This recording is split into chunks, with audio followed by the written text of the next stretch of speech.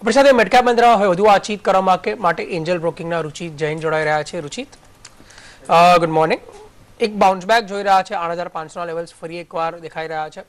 શું ટ્રેડ લેવો છે કરંટ મોમેન્ટ પર? લાગી રહ્યું છે કે આજે ગેઇન્સ આવ્યા છે ટકી રહેશે?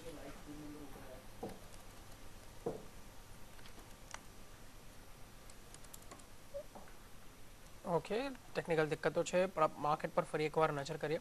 માર્કેટ્સ પર જોશું આપણે આજે મોમેન્ટમ ખાસો એવો એક જોવા મળી રહ્યો છે. ઓકે, રુચિત જોડાઈ ગયા છે. Ruchit, good morning.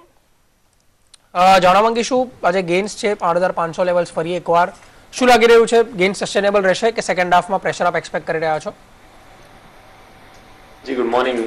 ઓવરઓલ જોયું તો આપણે ગયા સપ્તાહમાં 8550 નું જે ક્રુશિયલ સપોર્ટ લેવલ હતું એ એક ગેપડાઉન ઓપનિંગ સાથે બ્રીચ કરવામાં આવ્યું હતું. તો ડેફિનેટલી આજેની જે ઓપનિંગથી જે પુલબેક રેલી આવી છે, હજી સુધી એક પુલબેક રેલી ગણવી જોઈએ એને.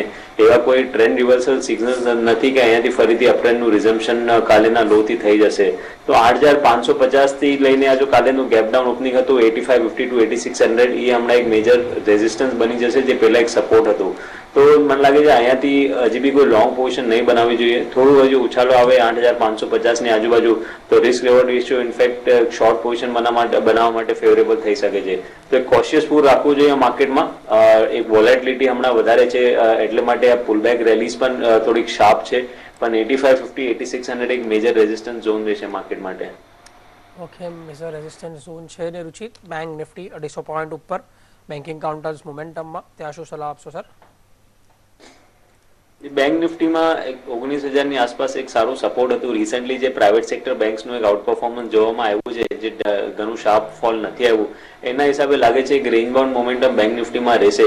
19,000 ની આજુબાજુ ડેલી ચાર્ટ્સ ઉપર 89 EMA હતું અને ઇવન પ્રીવિયસ સપોર્ટ ઝોન્સના પણ સપોર્ટ 19,000 ની આસપાસ આવી રહ્યા છે.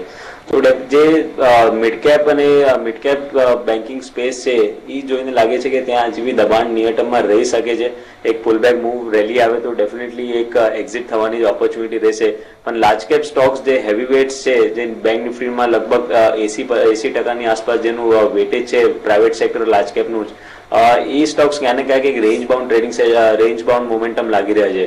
તો બેંક નિફ્ટી ઇન્ડેક્સ ફ્રન્ટ ઉપર વધારે કોઈ ડિરેક્શનલ મોમેન્ટમ લાગી નથી રહ્યું. 19,000 થી 19,400 19,450 ની રેન્જ 1 થી 2 દિવસ માટે રહી શકે છે.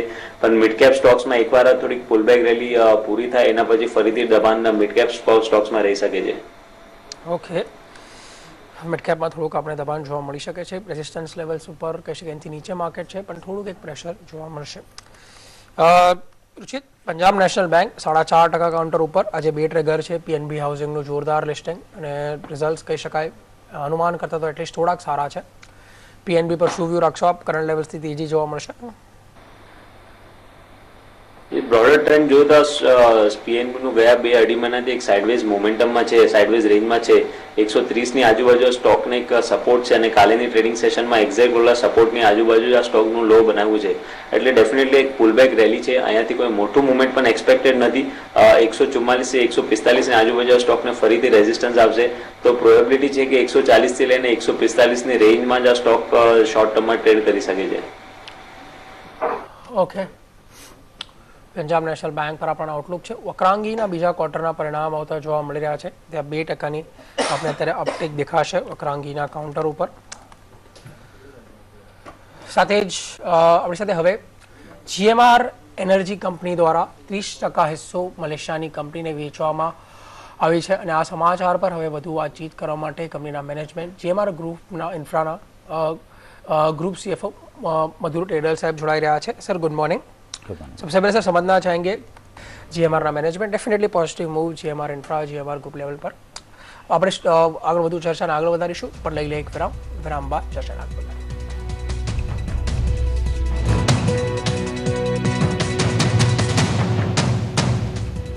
વિરામ બાદ ફરી એકવાર સ્વાગત છે. ટ્રકામ સ્ટોક બ્રોકર્સના પાર્થિવ શાહ આપણી સાથે હાજર છે. પાર્થિવ, ગુડ મોર્નિંગ. સૌપ્રથમ માર્કેટ પર શું આઉટલુક બનશે? એક આજે આપણે એક કહી શકાય સારો માહોલ જોઈ રહ્યા છે. 90 પોઈન્ટ ઉપર નિફ્ટી છે. ડેડ કેટ બાઉન્સ માનવો જોઈએ કે આ લાગી રહ્યું છે આ ગેઇન્સ આપણને જે થોડા યથાવત જોવા મળશે? Good morning Viraj.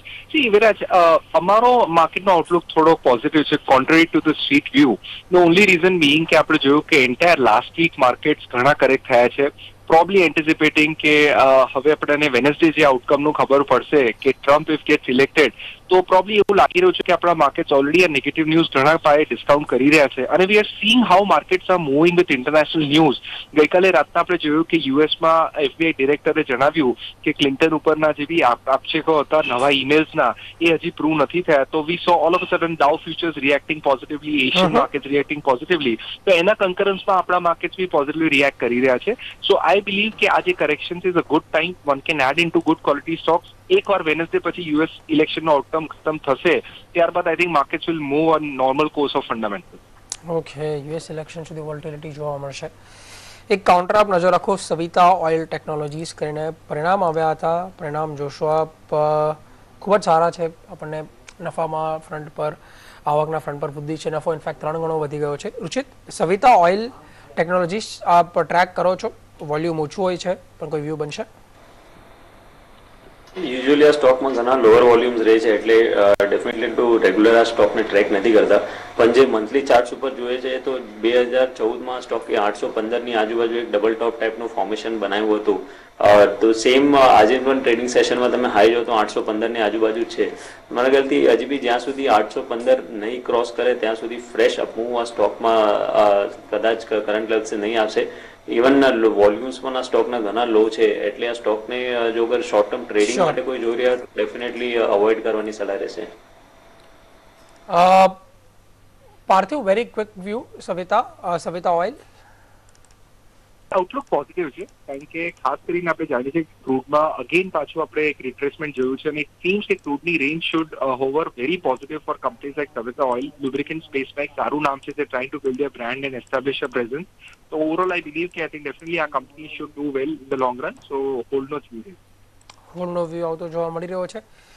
બીજા મિડકેપ કાઉન્ટર્સ પર આપ નજર કરશો. સ્ટરલાઇટ ટેકનોલોજીનો કાઉન્ટર સામે આવશે. 5% ઉપર છે આ કાઉન્ટર આજે.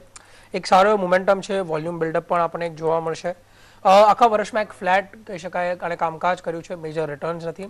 સાથે જૈન ઇરિગેશન ત્યાં પણ 4% જેવી વૃદ્ધિ દેખાશે. બીજો કાઉન્ટર એક જો ગ્લેનમાર્ક ફાર્મા અને જુબિલિયન્ટ લાઈફ સાયન્સીસ, આ બેમાં પણ વૃદ્ધિ છે.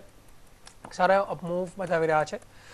રુચિત, આપ આજે સૌપ્રથમ જાણવા માંગીશું સ્ટરલાઇટ ટેકનોલોજીસ 5.5-6% ઉપર કેવું છે ચાર્ટ સ્ટ્રક્ચર, મોમેન્ટમ કેવો લાગી રહ્યો છે?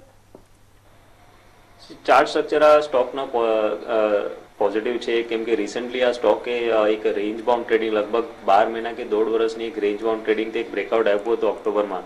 તે 90-95ની રેન્જમાં સ્ટોકનું બ્રેકઆઉટ હતું અને હમણાં રિસન્ટ ગયા સપ્તાહમાં જે કરેક્શન આવ્યું છે એ કરેક્શન બાદ એ રેઝિસ્ટન્સ ફરીથી હમણાં સપોર્ટ બનીને એક્ટ કરી રહ્યું છે.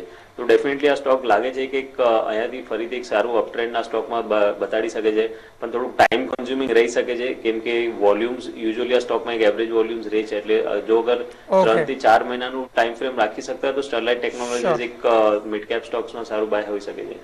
Okay, positive Outlook. રુચિત, સાથે મિડ કેપ પેક્સ કયા છે આપના? જે 8550 ની આજુબાજુ જે રેઝિસ્ટન્સ છે એ જોઈને લાગી રહ્યું છે કે કરંટ અપમૂવ શોર્ટ ટર્મ ટ્રેડર્સને સેલિંગ માટે યુટિલાઇઝ કરવું જોઈએ એટલે બંને ટ્રેડ્સ મારો શોર્ટ સાઇડ છે. ફર્સ્ટ એક સન ટીવી ઉપર સેલ કોલ છે. ઘણા વખત બાદ 5-10 નું 5 અને 10 દિવસનું એક્સપોનેન્શિયલ મૂવિંગ એવરેજમાં નેગેટિવ ક્રોસઓવર આવ્યું છે એટલે લાગી રહ્યું છે કે એક કરેક્ટિવ મૂવ આ સ્ટોકમાં હજી બી રહી શકે છે. ઇવન ક્લોઝિંગ બેસિસ ઉપર 20 EMA ની નીચે ક્લોઝિંગ શુક્રવારના ટ્રેડિંગ સેશનમાં આવ્યું છે. તો એક અપટ્રેન્ડનું જ કરેક્શન છે ઓલ્ધો પણ ટ્રેડિંગ પર્સપેક્ટિવથી આ સ્ટોકમાં નીચે 502 સુધીના લેવલ્સ આવતા 3 થી 4 ટ્રેડિંગ સેશનમાં આવી શકે છે. તો 538 રૂપિયાનું સ્ટોપ લોસ મૂકીને સન ટીવી ઉપર શોર્ટ પોઝિશન કરંટ લેવલ્સ ઉપર બનાવી શકે છે. અને સેકન્ડ કોલ CESC નું રહેશે. રિસન્ટલી લો ટોપ લો બોટમનું ફોર્મેશન આ સ્ટોક ઉપર થયું છે. ઇવન ડાઉનસાઇડમાં વોલ્યુમ્સ પણ આ સ્ટોકમાં થોડા કમ્પેરેટિવલી હાયર છે એટલે આ મોમેન્ટમ હજી બી નેગેટિવ સાઇડ કન્ટિન્યુડ રહી શકે છે. 605 ની ઉપર એક સ્ટોપ લોસ મૂકીને 559 ના ટાર્ગેટ માટે અગેન 3 થી 4 દિવસનો એક ટાઈમ ફ્રેમ રાખીને CSC માં પણ શોર્ટ પોઝિશન બનાવી શકે છે. ઓકે, પાર્થિવ, મિડકેપ પેક્સ કયા છે આપના? મારો પહેલો સ્ટોક છે કેમલિન ફાઇન સાયન્સીસ. બેઝિકલી આ એક સ્પેશિયાલિટી કેમિકલની કંપની છે અને they are into very innovative chemical products specially like food preservatives છે, એન્ટીઓક્સિડન્ટ્સ છે, વેલિનિન છે જે આઈ થિંક બહુ ઓછા પ્લેયર્સ વર્લ્ડ સ્પેસમાં આઈ થિંક કામગીરી કરે છે, કારણ કે ઇટ્સ અ વેરી નિશ સેગમેન્ટ. અને એ લોકોનું જે દહેજમાં એક્સપેન્શનનો પ્લાન છે તે આઈ બિલીવ કે 2018 સુધી it should commence production. I think that will be a key game changer, અને there is a very good chance કે એ પ્રોડક્શન થયા પછી આઈ થિંક કંપનીનું ટોપ લાઇન અહીંયાથી ડબલ થઈ જશે and company will operate at very good operating margins. So અમને લાગે છે કે આવનારા વર્ષ સુધી I think one can hold on to a company like Camlin fine sciences. Current market પ્રાઇસે આરામથી બાય કરાય, અને આઈ થિંક એક વર્ષનો વ્યૂ આપું તો around 135 should be a possible target. બીજો સ્ટોક છે again in a similar sector which is GNFC.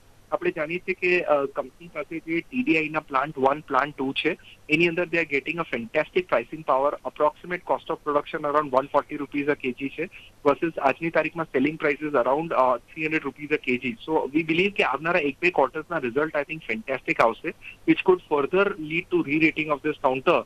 So I believe કે overall GNFC is also a very good buy. અને આવનારા વર્ષની અંદર it's safe to assume કે a target of around 300 would be possible. Okay,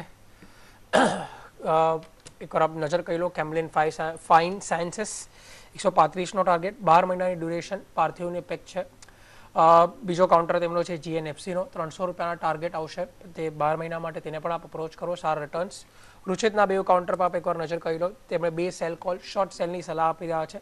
સૌપ્રથમ આવી રહ્યો છે સન ટીવી, ટાર્ગેટ 502, 538નો સ્ટોપ લોસ 3 થી 4 દિવસ માટે.